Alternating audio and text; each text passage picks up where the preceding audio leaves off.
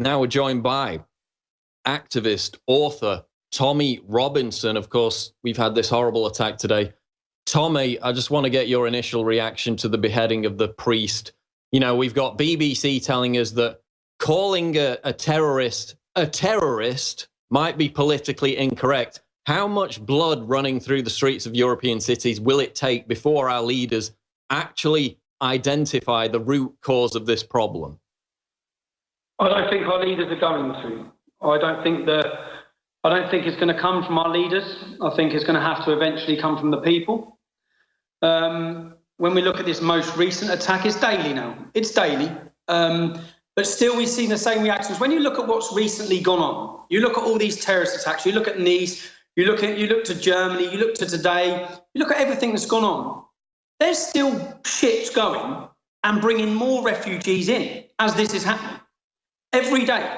There's not like any steps have been taken at all to fortify or protect the citizens of Europe. We're still bringing people in. We don't know who they are. Was it yesterday, today? There's been a murder in the Calais jungle, in the refugee camp in Calais, where those people who are committing that murder and committing these robberies and committing this violence will soon be in the back of a lorry and jumping out of the M25 or jumping out in Todderton just 10 minutes from my house. It's still happening. Nothing's been done. So nothing's changed. And when you talk about what will our leaders do, Lee Rigby got beheaded. David Cameron set up a government task force who had a 5-year plan. And I remember saying at the start of that 5-year plan, we're going to be in a worse situation in 5 years. You're not going to solve anything. During those 5 years, we've allowed 2,000 British Muslims to go fight and train with ISIS. We've allowed 450 of them to come back. I believe today's terrorist was walking around with a tag on his ankle, electronic tag. He's a terrorist. He's already a convicted terrorist. We know he's a terrorist. What is he doing walking the streets of our cities with us waiting to be targeted? No, that's right. I mean, the French Prime Minister Valls, a couple of years ago said, listen, we know these jihadists are coming in and out of the country. They're going to Syria to fight for ISIS. We're just going to let them back in because we want to overthrow ISIS. They're not attacking France or Europe. Well, now they are. You talked about the migrant attack. We've got people in these migrant attack camps hacking each other up because of their inner tribal differences, between Afghans and Northern Africans. I mean, if they have that kind of behavior towards each other, even though they're all Islamists, I mean, Lawrence Southern went to the Calais camp and they were saying, yeah, we have actual ISIS supporters here. And what are they going to do when they come into the West? Well, we know what they're going to do because they're doing it almost every day. We got 21% of Syrian migrants, according to polls, support ISIS. 21%. We've got over 1 million, coming into Germany. Not all of them are Syrian. A lot of them are economic migrants taking advantage of it. But 21% of the Syrians alone support ISIS. We've got 35% of Muslims living in France support suicide bombings. So when they say, oh, it's just a tiny minority, why are you castigating all Muslims? Well, Tommy, I made the point earlier. After somebody draws a stupid cartoon of Muhammad, they're out globally rioting. But after every single Islamic terror attack, how many Muslims are out on the streets protesting? How many of them are out there saying, not in my name? Basically none. There's none. And you've just made the point again. Like, for example, the attack recently on the train in Germany, yeah? I spoke to people I know and I see on their day-to-day. I said, did you hear about the attack last night? Did you hear about the attack yesterday? No. I talked to them then about the pregnant Polish woman who was butchered to death by another Syrian refugee. No. People haven't even heard of them, yeah? So the media and when the media plays a clever game by just using headlines like Syrian migrant killed by German blast, most people only read the headline. Most people only read and flick through the news and read the headline. So I heard you making the point just as I was about to join this show. Imagine 2 white men, English men, or European men, or French men, or German men, walked into a mosque, got the imam out, and chopped his head off. Imagine the outcry, the uproar, the world uproar in every country, the protests, everything. Imagine the reaction to it. And then there's nothing in comparison. And then when we talk about, so then we hear the argument that, well, actually, the Polish pregnant girl who was murdered, she was in a previous relationship with this man. That's where we differ. We are bringing in, well, Angela Merkel brought in 1 million young fighting-age Muslim men who are culturally different to us. Morally, ethically, their belief system is the opposite to ours. Right and wrong are completely different. There was a girl in Sweden who had petrol poured over her and was burned to death because she finished a relationship with an Afghan refugee. Because in his country, you can't finish that relationship. We're bringing in people and putting ourselves in danger, putting our communities in danger.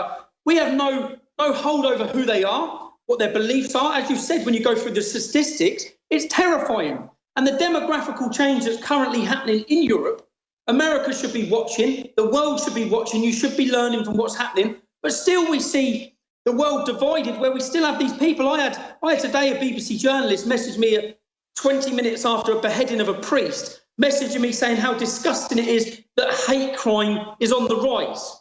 Like I'm supposed to be bothered or care that someone's got a dirty look on a train or on a bus, because that's the problem. And they make more of a deal is made by the media. Just recently, you had 2 men in England who put some bacon on a mosque door handle. They've been sentenced to 9 months in prison.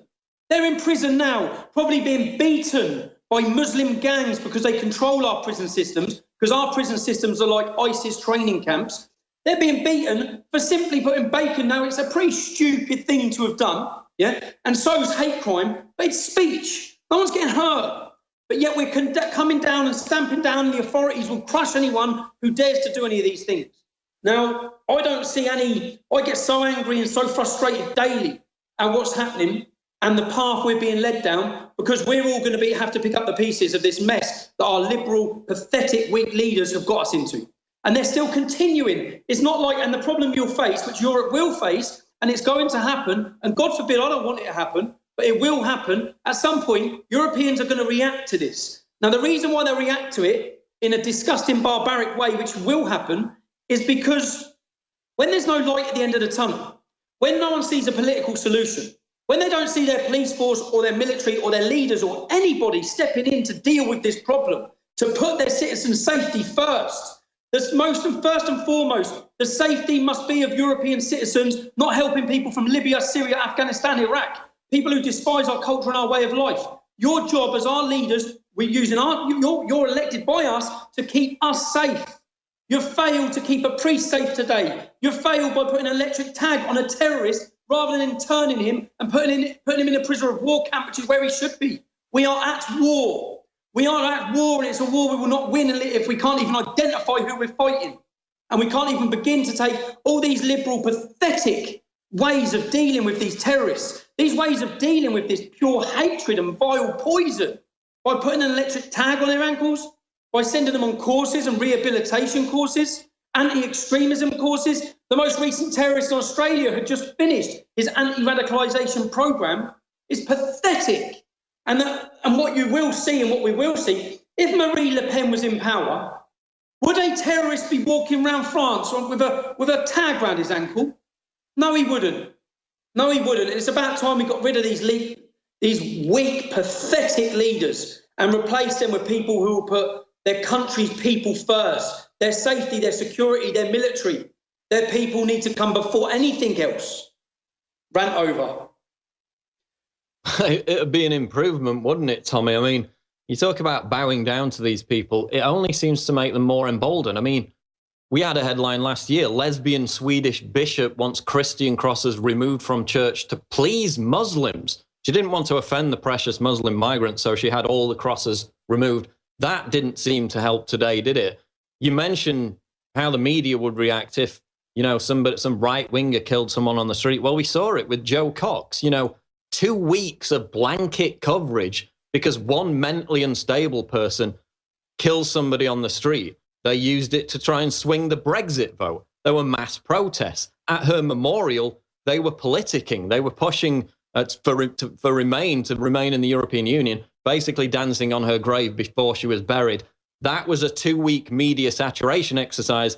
This beheading today is going to be forgotten about tomorrow. We'll be back on the Alex Jones Show with Tommy Robinson. Don't go away. We are live on the Alex Jones Show with Tommy Robinson talking about the religion of peace after this latest Islamist atrocity in Europe. Well, Hillary Clinton tweeted, Quote, Muslims are peaceful and tolerant people and have nothing whatsoever to do with terrorism. Really, Hillary, is that why 35% of Muslims in France support suicide bombings? Is that why amongst Muslims in France aged 18 to 29, 42% of them support suicide bombings? Yeah, it sounds really peaceful to me. You know, I guess the Pope didn't wash enough migrants' feet. I guess maybe that offended them. Listen to this out of the BBC. This is not The Onion. This is the BBC. This is what they reported today. With 4 attacks in southern Germany coming shortly after the mass murder of 84 people in Nice, counter-terrorism officials are struggling to detect a common thread. Is there a single defining feature to these attacks that could offer clues on how to prevent more of them from happening? On the surface, the answer would appear to be no. The truck driver in Nice was known to have had psychiatric problems and violent outbursts, yet he had a clear enough head to keep his plans hidden for months. Tommy, they're openly, I mean, this is not The Onion. This is actually the BBC. They're saying, could there be a common thread between all these attacks in Germany, all these attacks in Nice? Is there a clue that we could somehow find to stitch together why these vicious attacks are happening? Completely insane. They then even mention Islam. Never mind, you know, push it to the front of the conversation. They don't even mention it. You know, for hours after this attack today, Tommy, they were talking about, they were saying there was no known motive. You've got Muslims shouting Allah Akbar, beheading people, shouting pro-ISIS slogans. That was all reported. The BBC said no known motive. Tommy, I guess it must be the priest's fault, right? He must have slipped over and decapitated himself on the Islamist bread knife. Out of the 5 attacks, 100% of the attackers have been Muslim. 60% have been refugees. Yeah, there's a link. There's a link. It's hard not to laugh when you hear that. That's our taxpayer money paying for that nonsense. That's our taxpayer money. And when you talk about even like, for example, the refugee who chopped the pregnant Polish girl up in Germany, he'd been in trouble with the police already.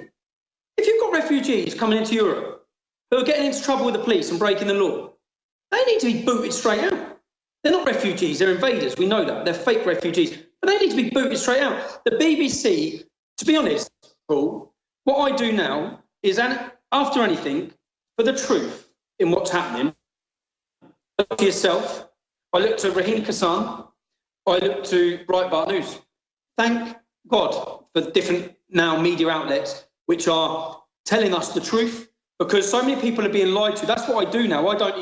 Your videos are great and so on point with the points, but that's where I look. I don't bother looking anywhere else. That's what other people do. What we need to understand, we are the media. Each and every one of us are the media. We have to be the media now, because the mainstream media is just fed and lying, completely lying. And before they tell you who it was or the religion of why they were or why they done it, it's days later. It's days and days later in a snippet. So all the headlines are gone with, we don't know the motive and no one knows the motive. And that's where we're at. People have no idea. And I don't see a solution. So I've been searching for a solution for so long. There isn't any solution to this other than implementing strong, tough laws and trying to de-Islamify Europe. And in doing so, there will be huge conflict. But there will be huge conflict anyway. So I was on another radio show earlier where basically I said, if you tried to ban the burqa now in the UK, you couldn't. The police could not enforce it. They would riot. There would be conflict. Yeah, that's now 4% of the country is Muslim. You tried to ban the full face niqab. If you tried to do it, if the government tried to do it, they couldn't do it. Yeah? If they did, it would cause huge conflict. And because of that, he said, well, that's what I mean. There's no point in causing more problems. So we're bullied and dictated to when that's 4%. What does anyone, this is just a demographical, statistical growth. Yeah, Muslims having 5.6 children. We're having 1.3. Right? So there are things we can do to combat that and address that, like stopping the benefits for more than 2 children, because majority of these Muslims are on benefits, 50% of the men and 75% of the women. We're paying for our own demise. So you could try to address these problems, but we're not even trying. We're not attempting. I'm waiting to see what the church leadership, because you see, the church in the UK is very different to the church in America. Our church has been infiltrated by people, and many of them, when I listen to them speak, I don't even believe they believe in Jesus Christ or God. I believe they're using the church for their own political sway. Is it like, for example, the representative of the church in Luton? He's just a complete apologist and supporter of Islam. And Christianity isn't still around all these years later through being weak and pathetic like it is now. Because that's okay, Tommy, hold that thought. We'll be back after the break. This is the Alex Jones Show. We'll be right back. We are back on the Alex Jones Show. Going to go back to Tommy Robinson here in a moment. But first, I just want to remind you about the massive sale coming up. This is one of the biggest sales in our history, if not the biggest, at InfoWarsStore.com. And it will coincide with the Marathon Epic 28-hour Sleeping Giant broadcast that starts tomorrow at Infowars.com and on the air. You can go to Infowars.com/giant for more information. We're going to have, of course, people on the ground at the DNC in Philly. We're going to have all manner of different hosts bringing you fresh, insightful, different content. So be sure to tune in at Infowars.com/giant and take advantage of that huge sale at InfoWarsStore.com, where we have fresh in stock the Bill Clinton rape T-shirt that triggered Cenk Uygur in that now infamous confrontation with the Young Turks at the RNC. If you think Hillary for president was a conversation starter, was a headline maker, then wait until we see the impact of the Bill Clinton rape T-shirt, and you can get that at InfoWarsStore.com. Again, Infowars.com/giant for all the information on that marathon, historic 28-hour broadcast that's set to begin tomorrow. Be sure to join us for that. Now, Tommy, you were talking before the break about, riots. If they banned the burqa, the Muslims would riot in the United Kingdom. It's like in America, they can kill some criminal thug who attacks a cop. People riot over it, and the leftist media supports them. We had Time magazine in defense of rioting. That was their headline. So if people on the left, if so-called minorities have riots, it's a social justice cause, and they're supported by the leftist media. But God forbid, and we're not encouraging it, but I'm not joking when I say the conversation, the narrative in this country is there's more outrage about people being mean to Muslims on a bus than there is actual Islamist atrocities happening throughout Europe. That's not hyperbole, that's real. But if, God forbid, you had some disturbance by Pegida, they would classify it, they would characterize it as some right-wing Nazi apocalypse. If you had anything whatsoever, they would be all over it, framing that in those pejorative terms. But Tommy, there was a comment by Old Holborn, who is quite a prolific commentator on Twitter. He said, quote, "Beheading a Catholic priest in a church in France will unleash some serious public disorder. This is a game changer." We've got council members saying that people are joining gun clubs, they're getting weapons in France. We've got the head of the French police saying this is almost about to lead to civil war. Is that likely in your view, or will French people continue to just, curl up in a fetal position and hug a Muslim and hope that everything's going to be okay? I don't think I don't think it's going to happen yet. No, I think that inevitably, yes, they have to do something huge. Unfortunately, one person dying, whether it be a priest or anyone, they're going to have to do something where thousands die, thousands. But then, in order for people to, in our country, everyone's become so selfish. Some so selfish for themselves, and so long as they're okay. And they're okay. And even if they've moved out, I see it even with my friends, who they've made a bit of money and they're all working and they've all got jobs and they're all mortgaged and financed up to the top that they can. They can't step out of line in case their job's affected, in case they lose their career, because they'll lose their house, they'll lose this. And they just sit, and as long as they're okay in their house. So all the problems are in Luton, so then everyone leaves Luton and moves to these nice areas, and then they don't care what's happening anymore. And that's what we've created, a generation of selfish cowards. Now, at some point, those people are going to have to realise that the problems that they've moved away from are going to come to where they are. If not where they're going to come to where they are, their children are going to have to deal with them. Now, once people accept that, once the British public understand the reality of Islam and the agenda and what it's going to bring, Once people understand that, I believe we'll see a style of a revolution, because people, when the time comes, people will stand up. I always used to think, I've gone through many things, and I used to convince myself, when I was leading the English Defence League, I convinced myself that if they kill me, it's going to be the final thing in this country, because defining moments change the direction of a country's history. Bloody Sunday changed the direction of not Northern Ireland. Who knows what that moment's going to be? But if it's not a soldier being beheaded like Lee Rigby, if it's not a Catholic priest being beheaded in his church, what the hell is it going to be? When are people going to rise up? When are people going to stand up? When are people going to look at themselves and take a hard, long look at themselves? And every Englishman or every European man who's watching this and reading this and listening to this, when are you going to do so? What are you going to do? If you can't, everyone has a role to play. I'm not saying go out and start rioting, start killing, start kicking off. But people, even when marches are organised or rallies are organised, people are scared to go on them. Well, you can't be scared. And it frustrates me, even at my own country's men. It just frustrates me. I think, what have we become? When you look at our history and you look where we come from and you look at our forefathers and what people gave and sacrificed in order to hand down this beautiful country to us, this beautiful lifestyle, this beautiful freedom, and you're just letting it all go. We're letting it go bit by bit by bit.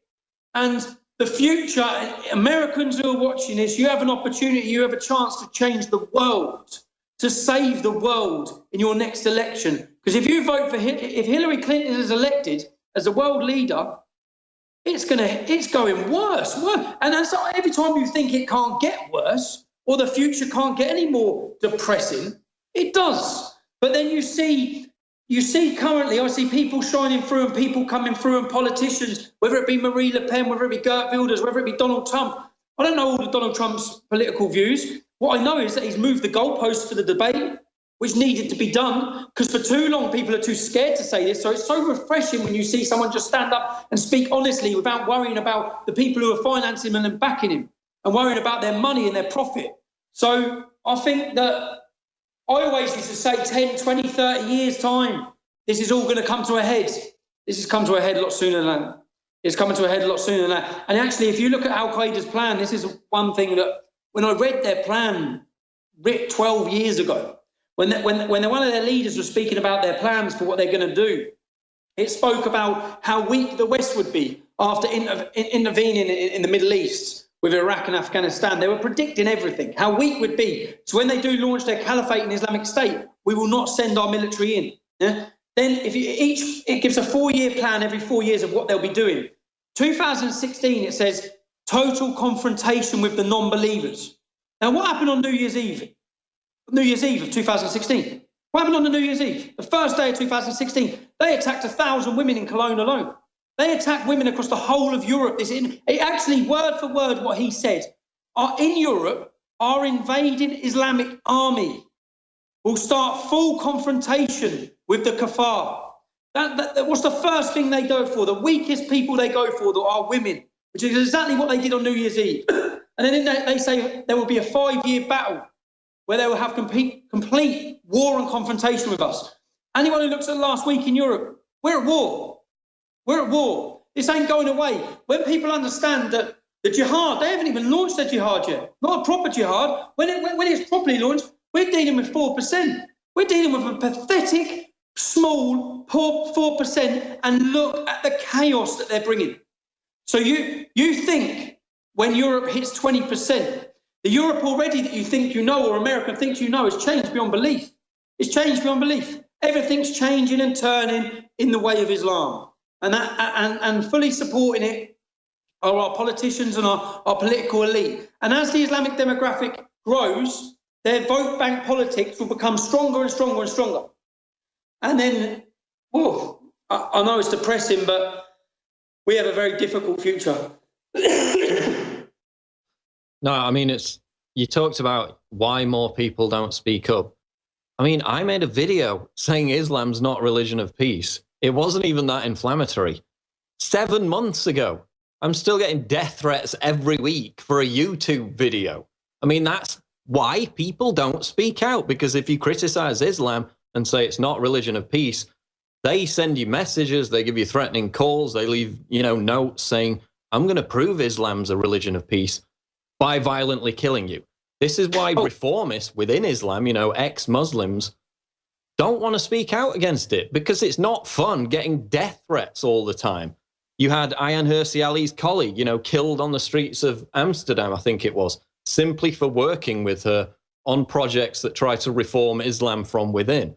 It's an environment, that encourages intimidation and violent threats to anyone who questions this religion. Then you've got pressure from above.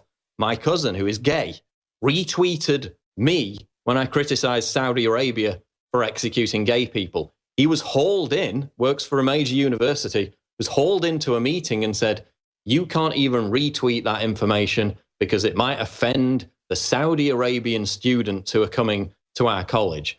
And, concurrent to this, they'll have gay pride marches and they'll fly a rainbow flag over the university. But God forbid you would actually try to criticize governments that execute homosexuals. That might offend somebody. That's bad. And so people are scared to talk out because they might get death threats. They might lose their lives, or at the very least, they might lose their jobs and their careers because of this public shaming culture. That's why the left is just as much to blame for this. Correct, Tommy? I've experienced everything you've just spoke about. In my 5-6 years of leading the English Defence League, I had school teachers on the phone in tears to me because what the left, and these are organisations that are funded by people supporting open borders, many of whom are funding them from America, such as Searchlight, Hope Not Hate. What they do is, say you've got a member of one of my organisations and he's making comments about Islam. Free speech, not inciting hate, just telling the truth about Islam. And he works for BMW, for example. Then they would screenshot everything. Then they would contact the HR department of BMW. These people are being paid to do this. They're being paid to do this, and it works. It's a tactic that works as well. Because before you know it, that's why when people use fake names, I get a lot of hassle. You use a pseudonym and people don't, and at our demonstrations, people cover their faces. You're going to lose your job. You're going to lose your career. What you have to understand as well is many people, for example, people that I know, their bosses will be Muslim. This isn't everywhere. They're infiltrated everywhere at different levels. And this is a far left tactic, which is quite a successful tactic that they use to intimidate people into silence. But it's also quite encouraging when you have people, I feel, Milo this week, I think is brilliant.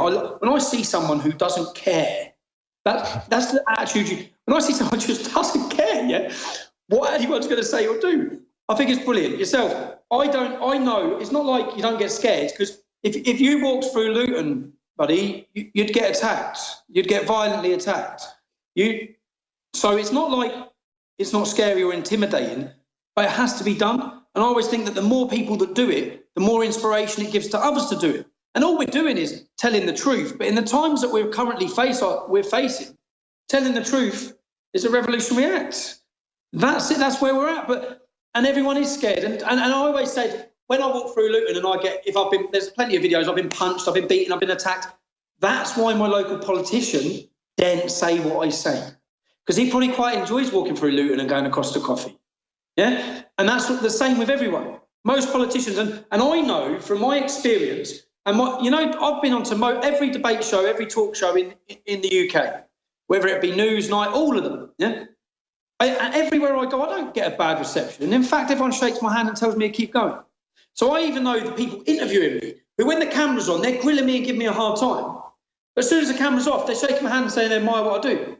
And because they're scared, because everyone's scared. And you said, there's more of a hoo-ha about, there is a very loud, prominent voice given to the far left, these apologists, these liberals, but they're not the majority at all. The majority of people in the UK have had enough of Islam and the effect it's going to have on our nation and our children's future. The majority of people. That's the reality. So we've been punching well below our weight for a long time, but we need to understand that we're on the majority side, not some minority. We've seen that even with the Brexit case and people trying to vote for Brexit, and the way they tried to turn that into a race issue, which it never was. It was a vote for culture, a vote for culture and identity before it was a vote for the economy, but which they kept crying on about. But yeah, I don't know. We are in big problems. Well, I mean, the majority of Sikhs voted for Brexit? Are they racist right-wingers? I think the point to make is, it's an unfortunate term, but if we've got a target-rich environment where everybody is speaking out against Islam, there won't be so much pressure on people like you. It won't be as easy to demonize people like you because, again, there'll be a lot more people speaking out. The balance, the load will be more balanced amongst those people, and they won't be able to isolate and attack us, both in terms of character assassination and actual assassination, actual death threats. Let's just finish up with this, though. I'm predicting next, and this is what Al-Qaeda have called for, their leader, they're going to start abducting and killing celebrities. That's their next big step up that they're going to do. You put out a tweet talking about Muslims gaining control of commercial airliners. Tell us about that, because we know they've got the jihadists actually working in secure areas of major airports throughout Europe, right? What was it? In the hundreds before the Euro 2016. It was in the hundreds of Muslims who were on terror watch lists had got jobs in the Euro 2016 football tournament scene. We've seen, I believe it may be up to 30 or 40 police officers have been booted out in Paris alone due to their links to radical extremist organisations. It's only a matter of time because God forbid you can't just sack them, which they don't. Yeah. For example, when we had the most extremist organisation, Al Mujahideen, when we had them protest against our armed forces in the UK, one of the main people was a baggage handler at Luton Airport. He was a baggage handler at Luton Airport. So how far away are we? That's why I said, how far away are we from a Muslim who, there are plenty of Muslim pilots now, ordinary Muslim pilots. How far away are we from one of them being switched on? Because that's all this is. They're switched on to their jihad, switched on to Islam, and taking down a passenger plane. And all these things, that's why we have to start putting in, which whether people say they're unfair laws or not, we have to put things in play that protect our citizens. And yeah, when you're on about celebrities as well, I think the next thing that's going to happen, and God forbid, you said, how long is it till people react? I believe in the Northern Ireland style conflict, there were 2 IRA bombings a day, 2 attacks a day when a paramilitary British terrorist organisation was set up. We don't want that. No one wants that. But our leaders, our political leaders, our politicians, they must start dealing with this problem. Because when you, as you said, when you have a political platform or a process where you can demonstrate, that's what democracy is. When you're angry, you demonstrate. They try and take that away from you. Like, I face court. Think about this. In France, in Nice, look at what happened in Nice. Look what happened today. I'm in court on September 19th in the UK for having a fuck ISIS flag. In France, not in the UK. So I was in France at a football game and I had my picture taken with a flag, and the British authorities come around my house, come in my house with my wife and children there, take me to court, and now I face charges where they're trying to give me a ban. Okay, we'll be back, Tommy. We are back. Final segment of the Alex Jones Show. Remember, tomorrow is Operation Sleeping Giant, the marathon, historic 28-hour broadcast. Again, begins tomorrow. All the information is at infowars.com/giant. You can also support us by getting the products at infowarsstore.com. Now, Tommy reminded me of a story which happened, I think it was last summer here in London. There was a guy openly walking around Westminster and the Houses of Parliament draped in an ISIS flag. The police didn't even take him in for questioning. They let him go. Meanwhile, Tommy is over there at the Euro 2016 football tournament, has an F-ISIS flag, basically making fun of a terrorist organization, and now he's being charged. Tommy, tell us about that, and then in the final few minutes, just tell people how they can support you, how they can get your book and follow you on Twitter. Go ahead. Cool. So, yeah, let's look at the reasons why the police and the authorities do this. In fact, I've got the police from Luton, the Beds police, have openly said, and I've got a recording of them saying it, that they've been forced to do this to me by the Home Office. So I'm in France. I have a Royal Marine, a black British Royal Marine, who has a flag, and he says, "Can I have his photo? I have my photo taken with him." I hold the flag out, and it has F-ISIS on the front of it. That's what, when I returned home from the football, from the Euros, my children come running upstairs, crying their eyes out, "Daddy, Daddy, police are here, police are here." I go down, there's 3 police officers. So, "What are you doing in my house?" "They're there over this." And that's the comparison. People were walking around with ISIS flags in the UK, nothing. But the reason for this is all part of the same campaign you talk about, of intimidation. I said to them, you're here to intimidate me, to intimidate my family, to harass us into silence. And they've been trying it for 6 years. I don't know why they don't just give up, because no matter what they do or say or try to do, I'm not going to be silent, ever, in anything they try. They should just get that message and give up on it, but they don't. But it does cause me, whether they succeed, do they succeed? Yes, my children were crying. Yes, my wife was upset. Yes, it disrupts my home life. Yes, the next day, rather than going to see my mum in hospital, I have to go to the court. Now I have another court case pending again and again. It costs money, finance, and it takes up your time and your energy. And I know when I walk into that court, I'm never going to get convicted of anything. What have I done? I've done nothing. But they don't, by that time, they've already got a sentence out of you anyway, because for the last 6 years, I've had court case after court case after court case for stupid little things like this. But it all sort of weighs on your shoulders and causes you problems, and it's a strain on your life. And that's what they want to do. And it's a chilling effect, isn't it? It prevents other people from saying the same kind of thing. It does, yeah. It has the effect. People look at what they're doing. I had it in the early days of the EDL when they started kicking off my doors. I had my other friends stepping back.